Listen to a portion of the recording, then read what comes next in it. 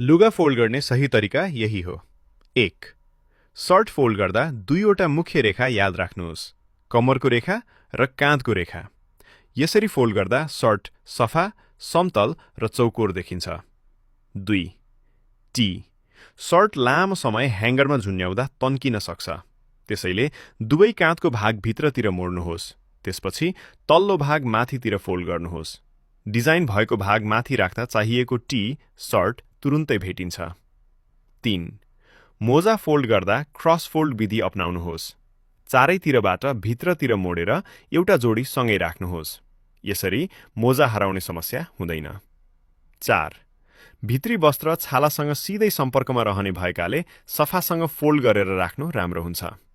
पुरुष वा महिलाको जुनसुकै भित्री वस्त्र भए पनि व्यवस्थित रूपमा राख्दा धुलोबाट जोगिन्छ र प्रयोग गर्दा अझ सफा महसुस हुन्छ। 5. स्वेटर फोल्ड गर्न गाह्रो लाग्छ? सही तरिका सिकेपछि बाक्लो स्वेटर पनि किताब जत्रो सानो आकारमा फोल्ड गर्न सकिन्छ।